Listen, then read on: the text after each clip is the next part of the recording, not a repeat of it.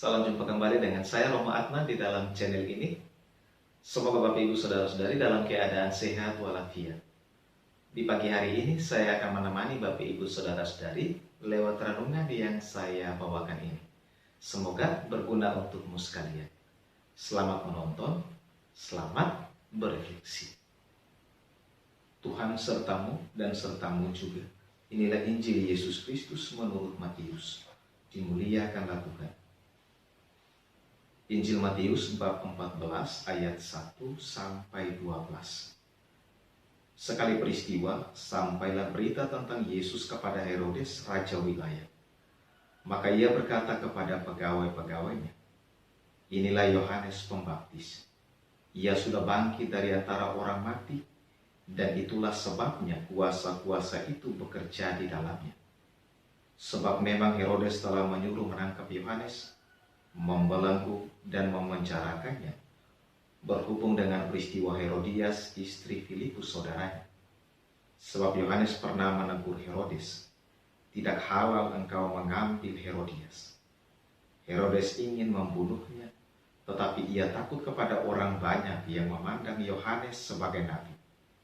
Tetapi pada hari ulang tahun Herodes, menarilah putri Herodias di tengah-tengah mereka dan menyenangkan hati Herodes, sehingga Herodes bersumpah akan memberikan kepadanya apa saja yang dimintanya. Maka setelah dihasut oleh ibunya, putri itu berkata, 'Berikanlah kepadaku di sini kepala Yohanes Pembaptis di sebuah talam.' Lalu sedihlah hati raja. Tetapi karena sumpahnya dan karena tamu-tamunya, diperintahkannya juga untuk memberikannya. Disuruhnya orang memenggal kepala Yohanes di penjara dan membawanya di sebuah talam. Lalu diberikan kepada putri Herodias, dan putri Herodias membawanya kepada ibunya. Kemudian datanglah murid-murid Yohanes Pembaptis mengambil jenazah itu dan menguburkannya. Lalu pergilah mereka memberitahu Yesus." Demikianlah Injil Tuhan.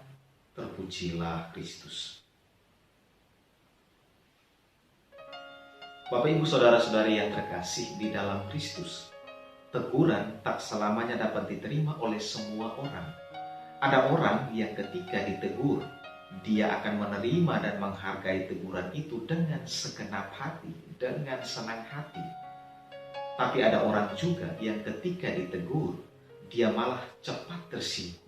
Banyak kali pertikaian, perkelahian, dan bahkan pembunuhan terjadi hanya karena orang tertentu tersinggung oleh teguran dari orang lain. Dalam Injil hari ini, dikisahkan bahwa Herodes tidak ingin ditegur karena merasa diri berkuasa. Tetapi Yohanes Pembaptis tidak takut sedikit pun dengan kekuasaan Herodes. Yohanes malah dengan berani menegur Herodes karena berbuat salah, yaitu mengambil Herodias, istri dari saudaranya sendiri, menjadi istrinya. Teguran itu tidak diterima dengan baik oleh Herodes. Herodes menjadi tersinggung dengan teguran Yohanes tersebut. Karena tersinggung, Herodes merasa sakit hati dan berusaha untuk menyingkirkan Yohanes. Tak hanya itu, Herodes ingin membunuh Yohanes, tetapi ia takut dengan orang banyak yang memandang Yohanes sebagai seorang nabi. Ternyata Herodias secara diam-diam pun merasa benci dan dendam terhadap Yohanes. Herodes dan Herodias memikirkan berbagai cara untuk menyingkirkan Yohanes. Maka di ulang tahun Herodes menjadi momen yang tepat bagi mereka untuk membunuh Yohanes. Putrinya yang menari pada saat perayaan ulang tahun menyenangkan hati Herodes. Herodes berjanji akan mengabulkan permintaan putrinya. Kesempatan itu dipakai oleh Herodias untuk menghasut putrinya agar meminta kepala Yohanes Pembaptis di sebuah talam. Karena gengsi, Yohanes pun dibunuh. Rupanya Herodes dan Herodias telah bekerja sama, telah bersekongkol untuk menghabisi nyawa Yohanes. Herodes membunuh Yohanes karena kebenaran. Herodes tidak mendengarkan suara hatinya, tapi ia lebih mendengarkan kata anak dan istrinya.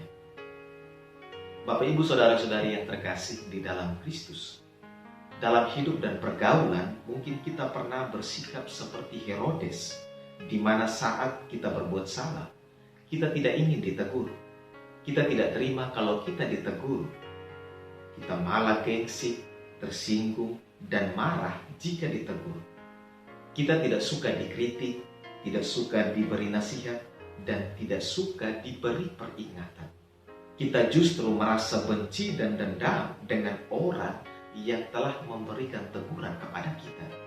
Akhirnya, kita berusaha untuk membunuh orang tersebut melalui kata-kata, sikap, dan perbuatan kita. Kata-kata akan lebih menyakitkan karena membunuh tanpa melukai, melukai tanpa menembus. Kita tidak sadari kalau kata-kata, sikap, dan perbuatan kita telah membunuh karakter sesama kita. Padahal orang yang mengkritik atau menegur kita sangat sayang terhadap kita dan berniat untuk membantu kita menjadi lebih baik. Karena teguran dan kritik dapat membantu kita agar dapat menyadari kesalahan, berubah, dan bertobat. Mestinya kita menerima dengan sepenuh hati semua teguran yang ditujukan kepada kita.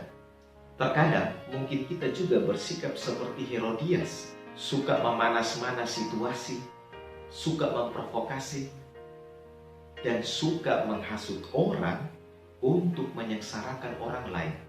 Terkadang mungkin kita juga terprovokasi dan termakan hasutan untuk menyengsarakan sesama kita. Terkadang kita lebih mendengarkan kata orang daripada mendengarkan suara hati kita sendiri. Belajarlah untuk membuka hati terhadap semua teguran, semua kritikan, semua nasihat yang baik yang sesungguhnya berguna untuk hidup kita. Belajarlah untuk selalu mendengarkan suara hatimu. Belajarlah untuk menyadari kesalahan dan mulai berubah serta bertobat. Jika kita telah berbuat salah, mintalah pengampunan dari Kristus agar kita hidup dalam sukacita dan damai. Karena hanya Kristuslah yang dapat membebaskan kita dari perasaan bersalah dan menebus semua dosa dan salah kita.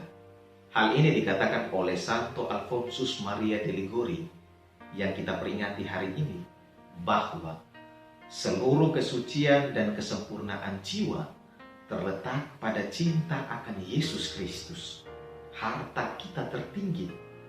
Dialah penebus kita. Marilah kita memohon rahmat Tuhan agar memampukan kita untuk selalu hidup benar di hadapannya. Amin. Selamat pagi dan selamat berkarya. Salve, Tuhan memberkatimu sekalian. Bapak, Ibu, Saudara-saudari yang terkasih, jika suka dengan video ini, silakan like, komen, subscribe, dan bagikan juga kepada teman-teman kalian.